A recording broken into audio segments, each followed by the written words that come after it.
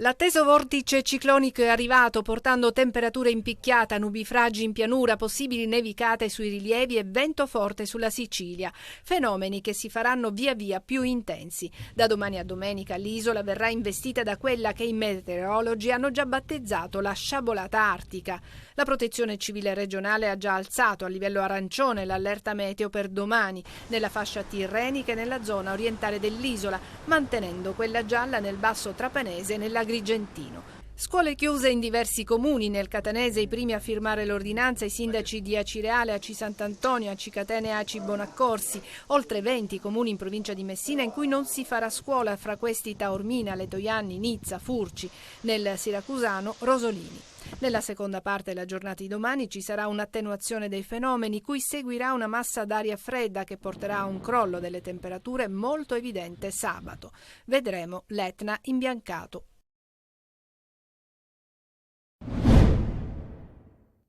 Avevano riallestito una piazza di spaccio nella stessa abitazione di San Cristoforo dove solo qualche mese fa i carabinieri avevano trovato Dante, il cucciolo di razza Rottweiler a difesa del fortino della droga. A finire in manette 4 pusher di 21, 22, 23 e 35 anni, gli ultimi 2 già conosciuti per i pregressi arresti. Questa volta però il piccolo cane da guardia è stato sostituito con ben 7 telecamere per videosorvegliare la casa di Via di Giacomo, dove preparavano le dosi di marijuana e le vendevano ai clienti. Qui gli spacciatori si erano suddivisi i compiti. Uno di loro era l'addetto alle immagini dell'impianto di videosorveglianza trasmesse su un imponente smart TV, il secondo suddivideva la droga e la pesava, un altro ancora la impacchettava e il quarto la smerciava ai clienti. Una catena di montaggio perfetta messa in piedi sia per non far mancare lo stupefacente ai tossicodipendenti sia per sorvegliare allo stesso tempo la zona. I carabinieri, attraverso appostamenti a distanza e seguendo anche i clienti che entravano nell'appartamento ad ogni ora del giorno e della notte, hanno fatto scattare il blitz, facendo irruzione in quello che possiamo definire un supermarket della droga. In casa i militari hanno colto in flagrante i 4 soci mentre erano impegnati a svolgere le loro specifiche mansioni. Gli uomini dell'arma hanno trovato inoltre droga e soldi provento dell'attività di spaccio. Tutto il materiale è stato sequestrato e i 4 sono stati tradotti nella casa circondariale catanese di Piazza Lanza. Morire ad un passo dalla salvezza, ad un passo da quell'Europa sperata, inseguita e chissà anche sognata. La tragica fine della 26enne ivoriana caduta in mare a Lampedusa durante le operazioni di trasbordo dal barchino la motovedetta dei soccorritori, dannegata in pochi minuti, sconvolge e lascia attoniti. Il gruppetto, salpato da Sfax, si trovava a 28 miglia a largo delle Pelagie quando è stato avvistato dalla Guardia di Finanza. È a quel punto che i migranti, nel tentativo di farsi notare, hanno iniziato ad urlare e a sbracciarsi, facendo però ribaltare il barchino. E nel tentativo di recuperare i naufraghi, una donna che si trova in compagnia della sorella è finita in acqua morendo annegata. I finanzieri si sono subito mobilitati per recuperare tutti i naufraghi, tra cui 11 donne e 4 minori, facendo intervenire un assetto svedese di Frontex ed un elicottero della Guardia di Finanza. Dal racconto dei sopravvissuti non ci sarebbero dispersi. Intanto, dall'ispezione cadaverica emergono particolari agghiaccianti sulla morte della bimba di 2 anni della Guinea avvenuta nel naufragio di Capo Ponente. La vittima aveva una manina priva di 2 falangi, una prova del fatto che la piccola sarebbe rimasta schiacciata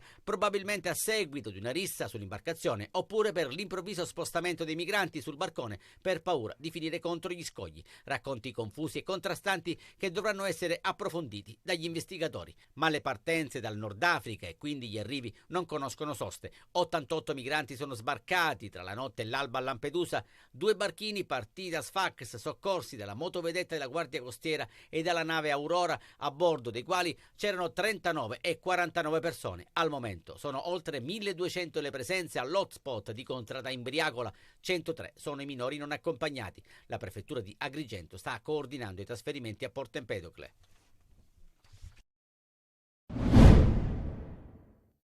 Questi video faranno il giro di Catania. Questo è solo uno dei tantissimi messaggi che l'uomo, accusato di atti persecutori e di diffamazione, avrebbe inviato alla sua vittima, una quarantenne. A scatenare la fobia del cinquantenne sarebbe stato il rifiuto alle sue avance. Per la donna, che ha denunciato tutto alla polizia, era diventato impossibile vivere. Occhio ai movimenti che fate, perché avete le telecamere puntate tipo Grande Fratello. L'aveva anche scritto l'uomo, che era come ossessionato dalla quarantenne. Le indagini, scattate immediatamente, hanno portato all'obbligo di residenza per il cinquantenne. L'indagato non può recarsi fuori dal suo comune di residenza, ha l'obbligo di rincasare presso la sua abitazione entro le 20:30 e di non uscirne prima delle 6:30 del mattino, con l'obbligo di presentarsi presso la polizia giudiziaria in alcuni giorni della settimana.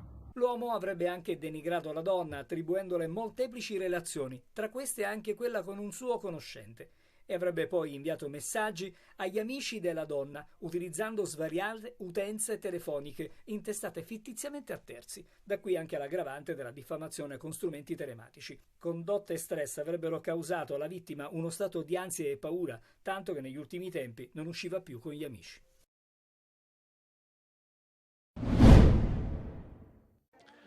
Coperte create a maglia e all'uncinetto, ogni pezzetto delle quali rappresenta un passo avanti nella lotta costante contro la violenza sulle donne, ma anche il cammino per l'emancipazione. 100 metri quadrati di coperte che rappresentano la capacità di completare un difficile percorso di recupero della propria autonomia. La storia di Beatrice la racconta Maria Celeste Celi, presidente del CIRS, il centro che si occupa dell'assistenza e del recupero di donne vittime di violenza e della gestione della casa famiglia. Beatrice è una bambina nata da una brutta storia di violenza, da una brutta storia di una ragazza piccola che è cresciuta al CIRS, ma che poi si trasforma nella favola, perché le favole ci sono quando ci si lavora sopra, quando ci si impegna. Quindi è andata a scuola, ha preso il diploma di licenza superiore, lavora. Adesso Beatrice ha una famiglia, un papà, una mamma, e quindi quando è venuta qui quasi per caso, quando le nostre associazioni cucivano, abbiamo detto: è lei il nostro simbolo, è lei il simbolo della rinascita, è lei il simbolo che dalla violenza si può uscire quando si lavora in rete. La coperta di Beatrice nasce dunque per dire no alla violenza, ma anche per simboleggiare la rinascita da situazioni di vita drammatiche, il riscatto, l'importanza di una rete virtuosa di calore e protezione che funga da supporto in situazioni di vita talvolta drammatiche. Nell'ambito delle celebrazioni per la giornata internazionale contro la violenza sulle donne, la coperta di Beatrice a Messina diventa il simbolo della costruzione di una rete virtuosa tra associazioni, scuole, privati, forze dell'ordine. Se non lavoriamo tutti in maniera coordinata, dall'aiuto alle donne, all'accoglienza, all'inserimento lavorativo, al lavoro sugli uomini, al lavoro sulla dipendenza delle ragazze, non usciamo da questo problema.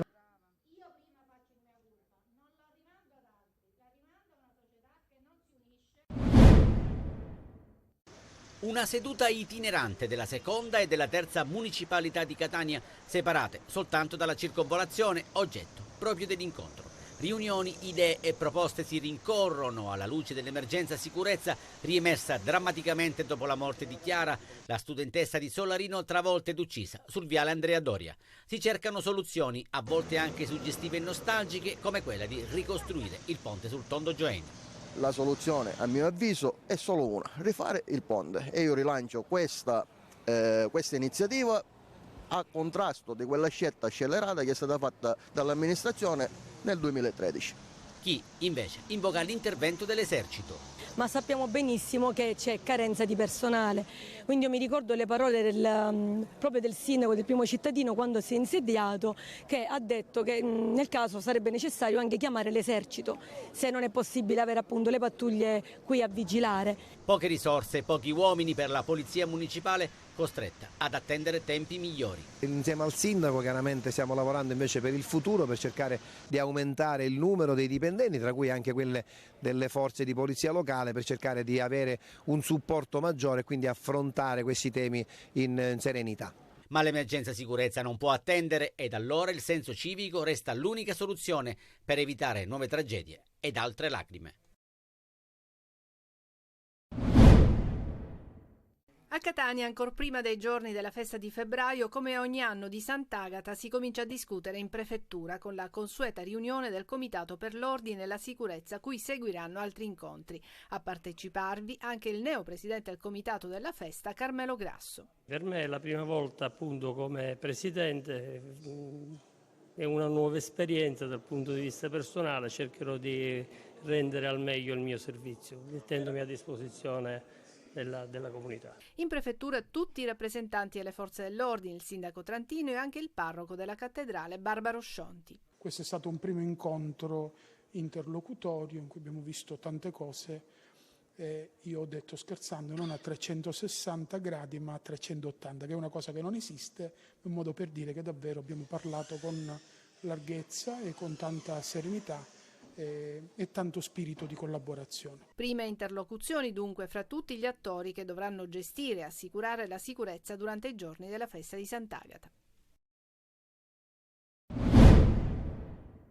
Oggi è necessario un insegnamento libero, è necessario poter diventare docenti senza dover pagare 2.500 euro. Studenti universitari in protesta davanti al monastero dei Benedettini di Piazza Dante di Catania contro la riforma sul reclutamento dei docenti del governo Meloni.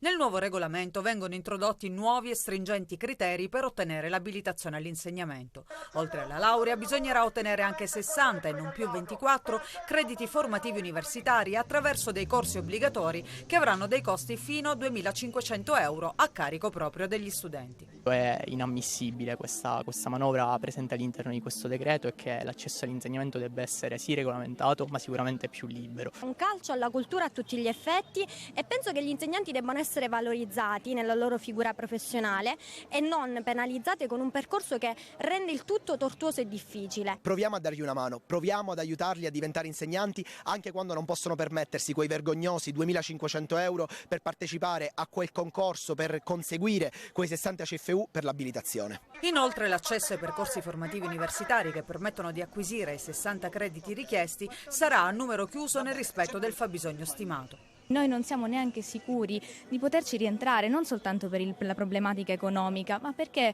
ci potrebbero dire abbiamo bisogno soltanto di 10 insegnanti e quindi facciamo il corso di abilitativo soltanto per 10 insegnanti. La formazione è un diritto dello studente, dicono i manifestanti, è uno strumento indispensabile di crescita delle professionalità che operano all'interno della scuola. Per questo deve essere garantita indiscriminatamente a tutti e deve essere strutturale nel tempo ed erogata dalle istituzioni statali.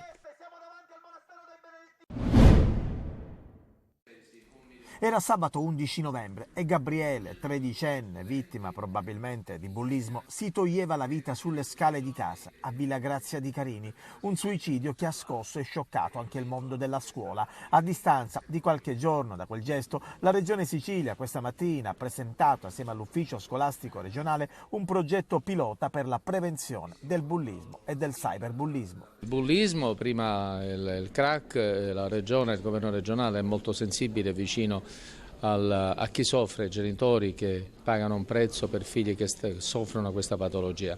Noi stiamo facendo la nostra parte, stiamo investendo in termini finanziari ma anche in termini di risorse umane, coinvolgendo anche la scuola, il mondo didattico, coinvolgendo i genitori, quindi sono progetti trasversali. Il 23% degli studenti siciliani dichiara di essere stato vittima di bullismo, il 7% di episodi di cyberbullismo, mentre il 17% ammette di aver preso parte a casi di bullismo e il 7% a quelli di cyberbullismo. È quanto emerge dal report regionale dello scorso anno. Dati assolutamente inquietanti. Prevenzione e contrasto del fenomeno, quindi prevenzione intesa come attività di formazione a tutto tondo, formiamo docenti, formiamo studenti e la novità formiamo anche genitori, questa è una delle novità di questa proposta progettuale, e contrasto nel senso che poniamo in essere una serie di protocolli di monitoraggio dei casi, di presa in caso della gestione dei casi e di risoluzione con una linea telefonica dedicata e con una serie di partner che abbiamo cercato di riunire intorno al progetto di tutto rispetto, perché abbiamo Telefono Azzurro come Fondazione Nazionale che come sapete ha un'esperienza sulla gestione dei casi avendo una linea dedicata. Un progetto pilota che potrebbe diventare modello per altre aree del Paese. Il successo con la Turris è servito a dare entusiasmo e ricostruire fiducia, ma adesso Cristiano Lucarelli ha il compito di plasmare il Catania secondo la sua mentalità e la trasferta di Giuliano diventa una tappa importante nel cammino di ripresa dei rossazzurri. L'intensità degli allenamenti è cresciuta, la carica del gruppo anche, il modulo probabilmente cambierà anche se non di molto, mantenendo la difesa a 4, magari con un solo riferimento offensivo dietro cui potranno inserirsi gente come Chirico o Bocic. C'è tempo per pensarci da qui a sabato quando la comitiva rossazzurra partirà per la Campania. Intanto però c'è da affrontare il tema delle assenze. Il report medico di inizio settimana ha confermato la gravità dell'infortunio dei centrocampisti Rizzo e Ladinese. diretti. Il primo dovrà operarsi al ginocchio per una persistente gonalgia e l'intervento sarà effettuato in artroscopia.